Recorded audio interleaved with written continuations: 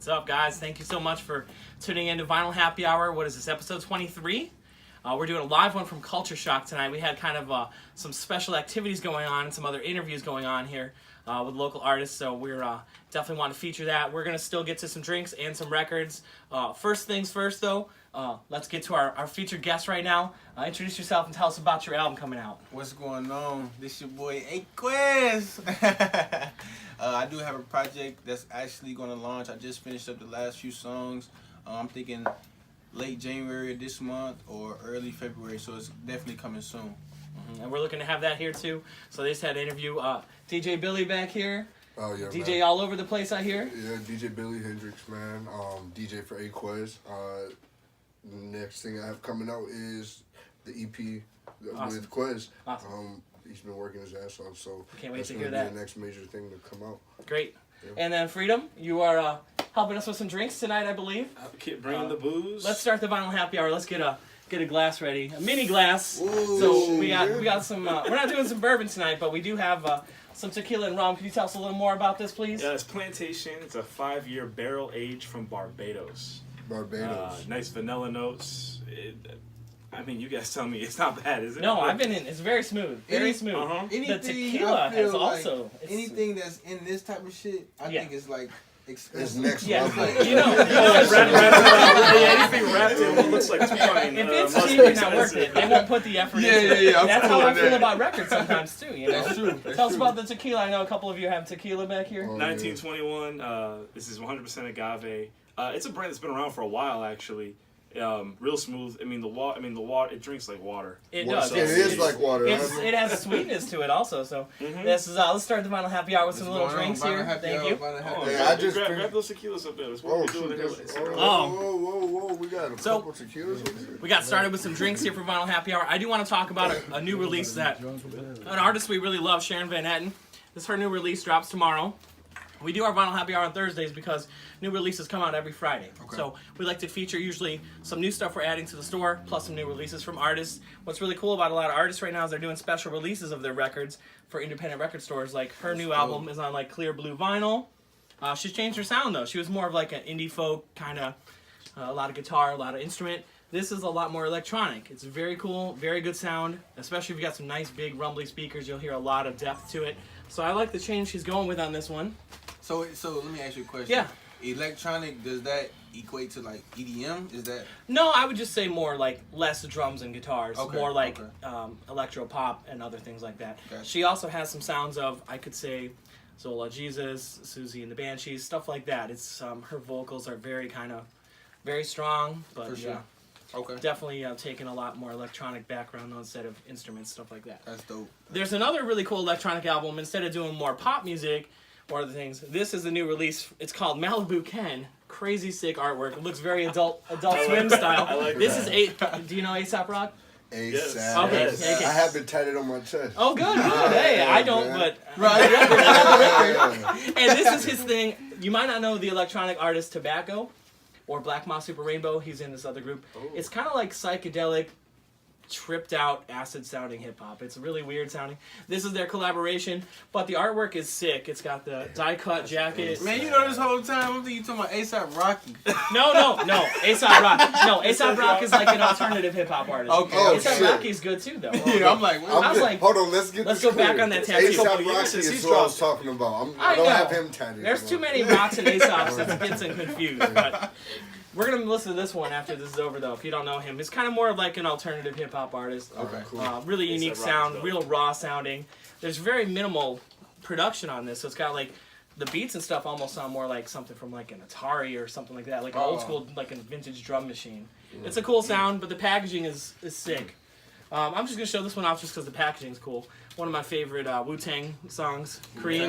Wu-Tang. They did. It's just a single, but it's Oh, shaped that's like fire. the Wu-Tang W. Yeah, it's like die cut, That's That's cool. as but hell. you can play it. Raw as fuck. So that's cool. And then my last one, because I like to get some weird stuff, some interesting stuff, is from Rick Saucedo.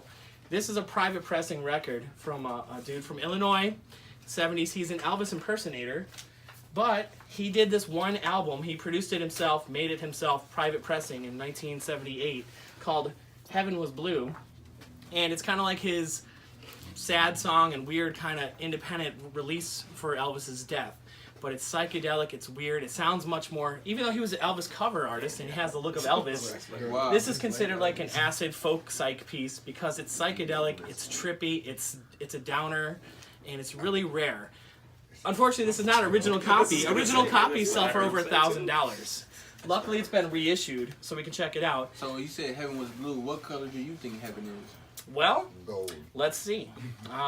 Blue is good. That's why the sky is blue, right? You keep going right to I've always just thought it was just like white with like gold trimmings. Gold. and, I like, think it's just gold. I think it's just gold bars. Like, Yeah. everything is just gold. like when you is black white. out, you can see all the bright gold. yeah. That's the beginning of heaven. Even some diamonds, maybe. Here. That's But crazy. what's funny is a lot of people like this guy's gonna be performing. There's like an Elvis thing going on at the Coronado, all Elvis artists. Okay.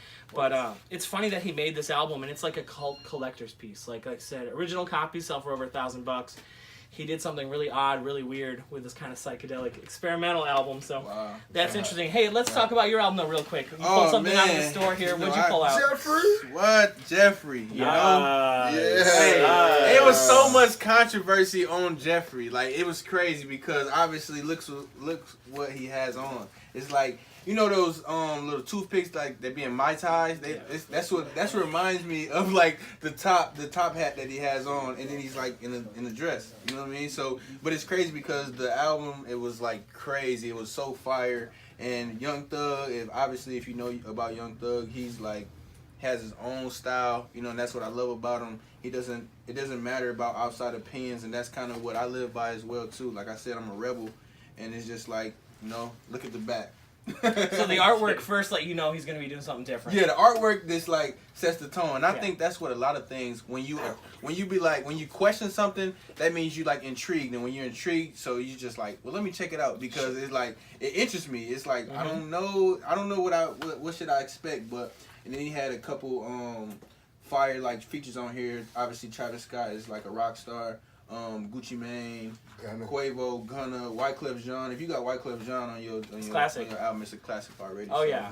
This is definitely one of my top, and it's Cool. kind of one of my One of your favorites of the year. for sure. Can I see that album real Yeah, quick? let's pass it around. I've never actually seen it in person. It's striking. It is. Like, It is. You don't get that on your iPhone. yeah, when you look know on what I mean? Spotify, you don't see that, not like especially Zane. the back too. It's like something from like I love this Mortal album to begin Kombat or with. Tekken or something. It's Exactly. like one of the characters or something. That's the other thing you don't get on like an iPhone or something. Is like playing the album in that version. Like when you have to stop at side B or Right. stop at side A, and you like put them all together. The way it flows together is really different Definitely. too.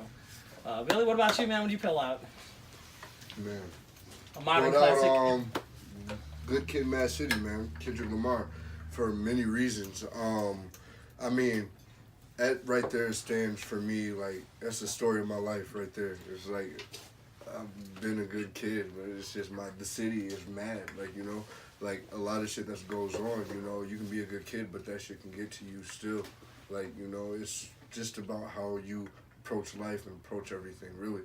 One of my favorite songs on here is M.A.A.d City, you know, and that just makes me, like, it makes me go back to, like, when I listen to that song, it makes me think of everything that's going on in my city.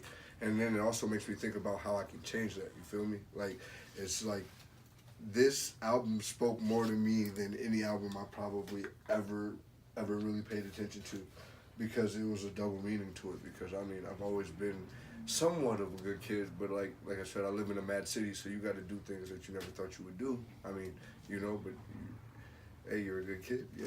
It's crazy because I relate to this because my grandma had one of these vans. Yeah. Everybody, my babysitter had one of those. And when you got all that extra money rolling in, you're gonna get gold, Oh, yeah. gold all over You already know. 24 karat mini. What you mean? You know I got to. Freedom, what about you? All right, so I picked a album from the Gorillaz, Demon Days. I know you all heard "Feel Good" Incorporated. That was one of those songs that just was overplayed for a long time in Definitely, 2005. That's But right. when you dig into this album, though, some of the tracks, some of the electronic feels that you get, I mean, are unreal. My personal favorite track of this is "Dare."